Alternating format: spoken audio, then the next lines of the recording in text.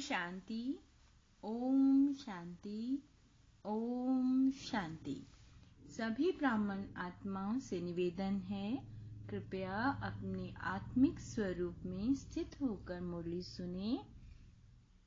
आज है 21 नवंबर 2020, शिव बाबा की साकार मुरली। आज बाबा क्या कहते हैं? बाबा कहते हैं, मीठे बच्चे, यह संगम युग सर्वोत्तम बनने का शुभ समय है, क्योंकि इसी समय बाप तुम्हें नर से नारायण बनने की पढ़ाई पढ़ाते हैं। प्रश्न, तुम बच्चों के पास ऐसी कौन सी नॉलेज है जिसके कारण तुम किसी भी हालत में रो नहीं सकते? उत्तर, तुम्हारे पास इस बने बनाए ड्रामा की नॉलेज है। तुम जानते हो, इसमें हर आत्मा का अपना पार्ट है। बाप हमें सुख का वर्षा दे रहे हैं, फिर हम रो कैसे सकते हैं? परवाह थी पार ब्रह्म में रहने वाले की, वह मिल गया, बाकी क्या चाहिए? बख्तावर बच्चे कभी रोते नहीं हैं। ओम शांति। रूहानी बाप बैठ बच्चों को एक बात समझाते हैं। चित्रों में भी ऐसे लिखना है कि त्रिमूर्ति शिव बाबा बच्चों प्रति समझाते हैं। तुम अभी किसको समझाते हो? बाबा कहते हैं, तो तुम आत्मा कहेंगे। शिव बाबा ऐसे कहेंगे, शिव बाबा ऐसे कहते हैं। यह बाप भी कहेंगे, बाबा तुमको समझाते हैं। यहाँ मनुष्य मनुष्य को नहीं समझाते हैं,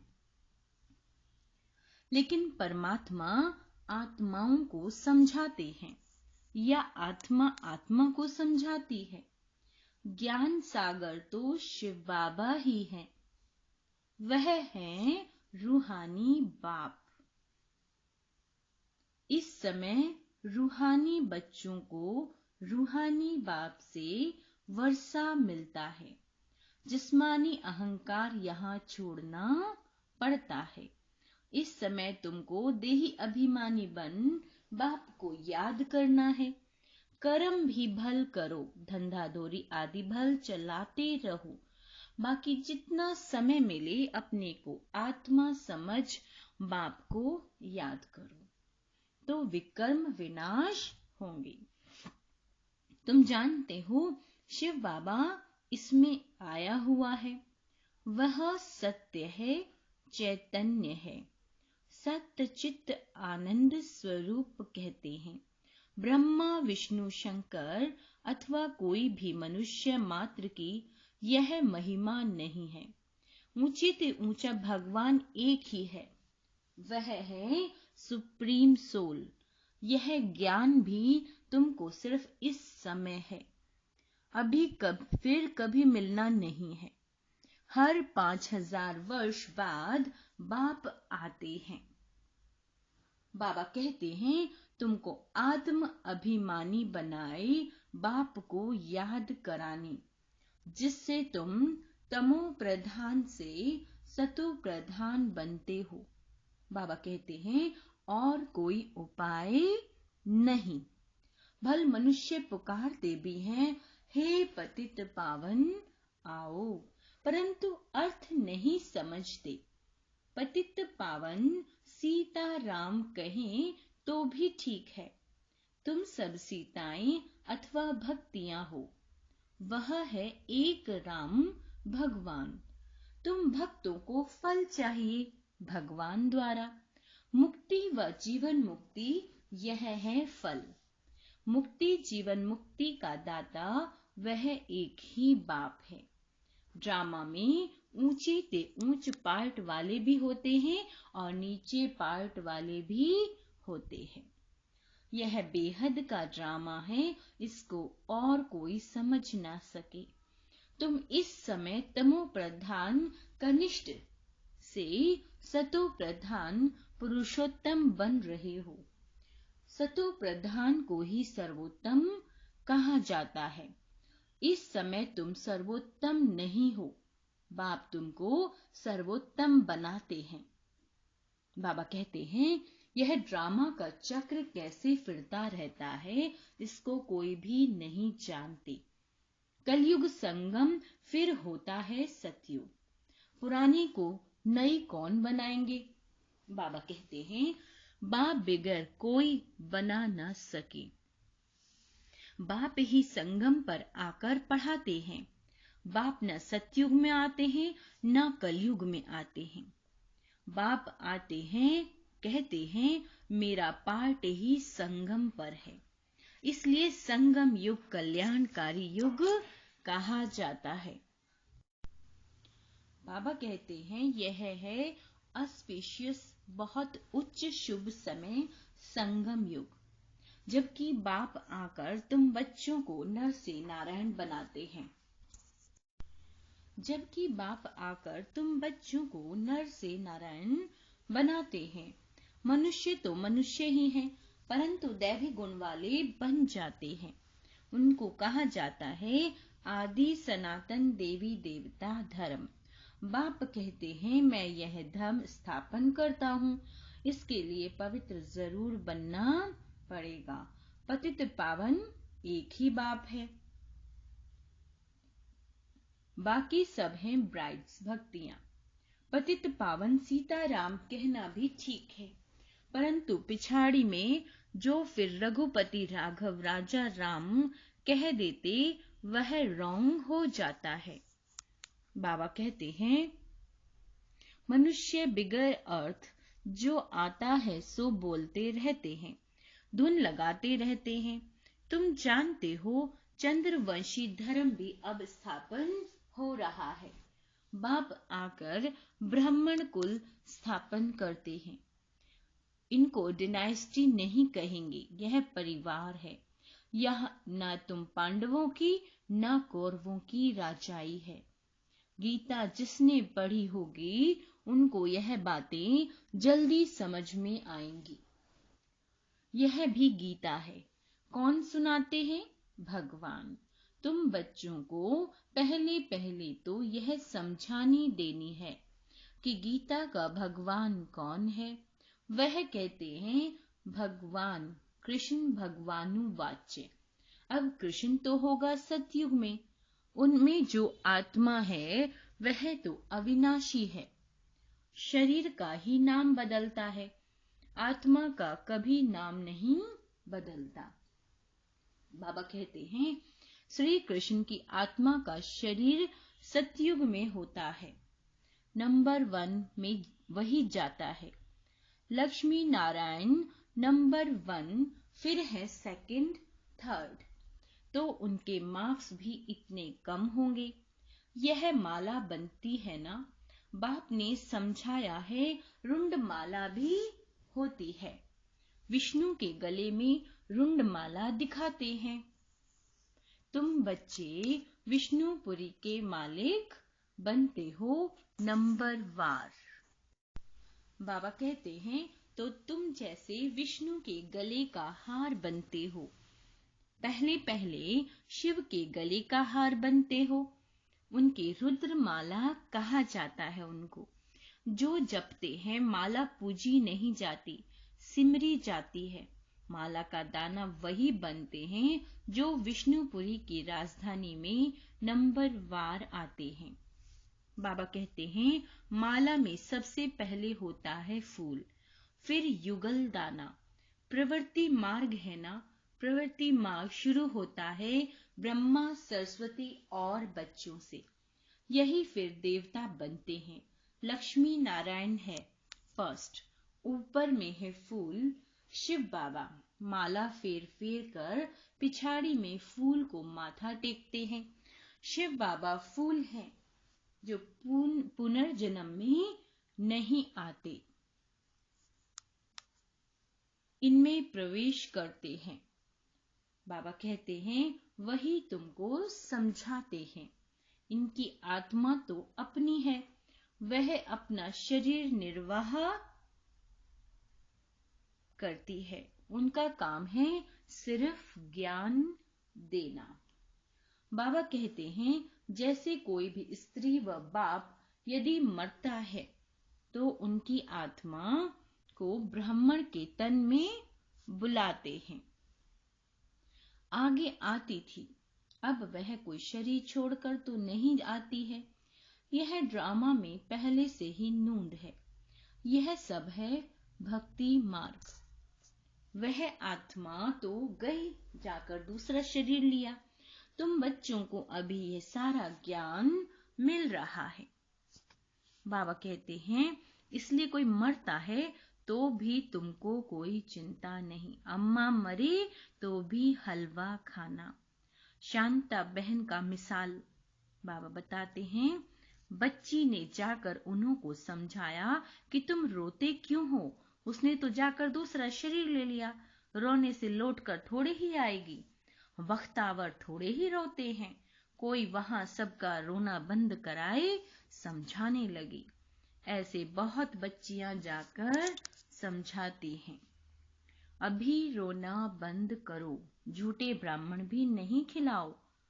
हम सच्चे ब्राह्मणों को ले आते हैं, फिर ज्ञान सुनने लग जाते हैं, समझते हैं यह बात तो ठीक बोलते हैं। ज्ञान सुनते सुनते शांत हो जाते हैं। 7 दिन के लिए कोई भगवत आदि रखते हैं तो भी मनुष्य के दुख दूर नहीं होते। बाबा कहते हैं यह बच्चियां तो सबके दुख दूर कर देती हैं। तुम समझते हो रोने की तो दरकार नहीं, यह तो बना बनाया ड्रामा है। हर एक को अपना पार्ट बजाना है।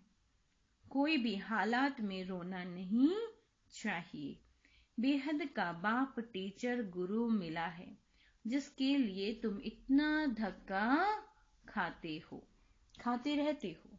पार ब्रह्म में रहने वाला परम पिता परमात्मा मिल गया तो बाकी क्या चाहिए। बाप देते ही हैं सुख का वर्षा।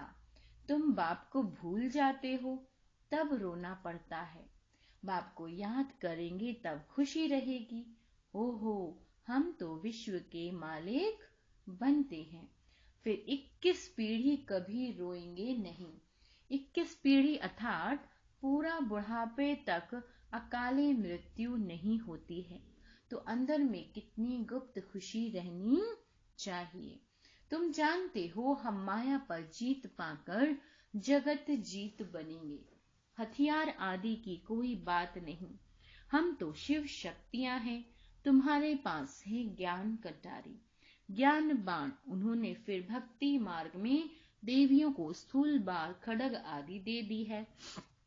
बाप कहते हैं ज्ञान तलवार से विकारों को जीतना है। बाकी देवियां कोई हिंसक थोड़े ही हैं।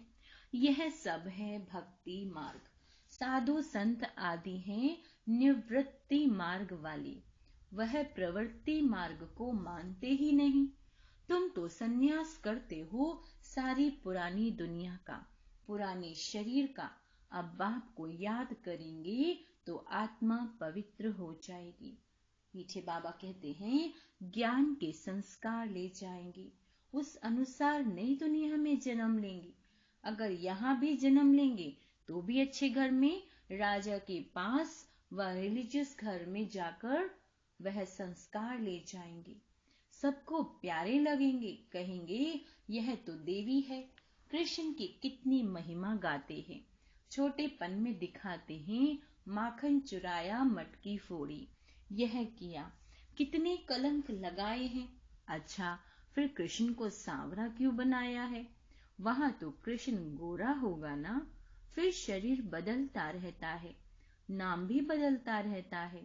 श्री कृष्ण तो सतयुग में पहला प्रिंस था, उनको क्यों सांवरा बनाया है? कभी कोई बता नहीं सकेंगे। बाबा कहते हैं वहां सांप आदि होते नहीं जो काला बना दे। यहाँ जहर चढ़ जाता है तो काला हो जाता है, वहां तो ऐसी बात हो न सके। तुम अब दैवी संप्रदाय बनाने वाले हो। बाबा कहते हैं तुम अब दैवी संप्रदाय बनाने वाले हो। इस ब्राह्मण संप्रदाय का किसी को भी पता नहीं। पहले पहले बाप ब्रह्मा द्वारा ब्राह्मणों को अडॉप्ट करते हैं। प्रजापिता हैं तो उनकी प्रजा भी ढेर की ढेर है। ब्रह्मा की बेटी सरस्वती कहते हैं, स्त्री तो है नहीं, यह किसी को भी पता नहीं है। प्रजापिता ब्रह्मा के तो है ही मुख वंशावली, स्त्री की बात ही नहीं। इनमें बाप प्रवेश कर कहते हैं, तुम बाप हमारे बच्चे हो, मैंने इनका नाम ब्रह्मा रखा है। जो भी बच्चे बने सबके नाम बदली किए। तुम बच्चे अभी माया पर जीत पाते हो। इसको कहा ही जाता है हार और जीत का खेल। बाप कितना सस्ता सौदा कराते हैं, फिर भी माया हरा देती है तो भाग जाते हैं। 5 विकारों रूपी माया हराती है। जिनमें 5 विकार हैं उनको ही असुरी संप्रदाय कहा जाता है। मंदिर में देवियों के आगे भी जाकर महिमा गाते हैं, आप सर्वगुण संपन्न। बाप तुम बच्चों को समझाते हैं, तुम ही पूज्य देवता थे। फिर जन्म पुजारी बने, अब फिर पूज्य बनते हो। बाप पूज्य बनाते हैं, रावण पुजारी बनाते हैं। यह बातें कोई शास्त्रों में नहीं है। बाप कोई शास्त्र थोड़े ही पढ़ा हुआ है, वह तो है ही ज्ञान का सागर, world all mighty authority. All mighty अर्थात यानी सर्वशक्तिवान। बाप कहते हैं, सभी वेद शास्त्र आदि को जानता हूँ, यह सब है भक्ति मार्ग की सामग्री। मैं इन सब बातों को जानता हूँ। द्वापर से ही तुम पुजारी बनते हो। सतयुग त्रेता में तो पूजा होती नहीं, वह है पूज्य घराना, फिर होता है पुजारी घराना। इस समय सब पुजारी हैं। यह बातें कोई को मालूम नहीं है। बाप ही आकर 84 जन्मों की कहानी बताते हैं। पूज्य पुजारी, यह तुम्हारे ऊपर ही सारा खेल रहता है। हिंदू धर्म कह देते हैं, वास्तव में तो भारत में आदि सनातन देवी देवता धर्म था, ना कि हिंदू। कितनी बातें समझानी पड़ती हैं। यह पढ़ाई है भी सेकंड की। बाबा कहते हैं, फिर भी कितना समय लग जाता है। कहते हैं, सागर को स्याही बनाओ, सारा जंगल कलम बनाओ, तो भी पूरा हो न सके। अंत तक तुमको ज्ञान सुनाता रहूंगा। तुम इनका किताब कितना बनाएंगे। बाबा कहते हैं, शुरू में भी बाबा सवेरे सवेरे उठकर लिखते थे, फिर मम्मा सुनाती थी, तब से लेकर छपता ही आता है। कितने कागज खल्लास हुए होंगे। गीता तो एक ही इतनी छोटी है। गीता का लॉकेट भी बनाते हैं। गीता का बहुत प्रभाव है, परंतु गीता ज्ञानदाता को भूल गए हैं। अच्छा, मीठे मीठे सिके लदे बच्चों प्रति माता पिता बाप दादा का याद प्यार और गुड मॉर्निंग। रूहानी बाप की रूहानी बच्चों को नमस्ते। हम रूहानी बच्चों की रूहानी माता पिता बाप दादा को याद प्यार गुड मॉर्निंग और नमस्ते। नमस्ते मीठे बाबा। धारणा के लिए मुख्य सार। बाबा कहते हैं, ज्ञान तलवार से विकारों को जीतना है। ज्ञान के संस्कार भरने हैं। पुरानी दुनिया पुराने शरीर का संन्यास करना है। भाग्यवान बनने की खुशी में रहना है। किसी भी बात की चिंता नहीं करनी। कोई शरीर छोड़ देता है तो भी दुख के आंसू नहीं बहाने हैं। वरदान, ताज और तख्त को सदा कायम रखने वाले निरंतर स्वतः योगी भव। वर्तमान समय बाप द्वारा सभी बच्चों को ताज और तख्त मिलता है। अभी का यह ताज व तख्त अनेक जन्मों के लिए ताज और तख्त प्राप्त कराता है।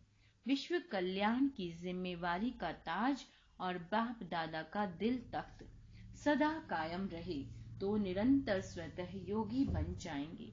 उन्हें किसी भी प्रकार की मेहनत करने की बात नहीं, क्योंकि एक तो संबंध समीप का, दूसरा प्रति अखूट है।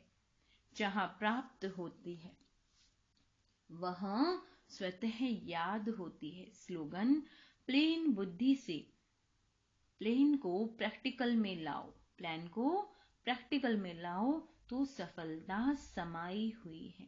बाबा ने कहा, प्लेन बुद्धि से प्लान को प्रैक्टिकल में लाओ तो सफलता समाई हुई है। अच्छा, ओम शांति।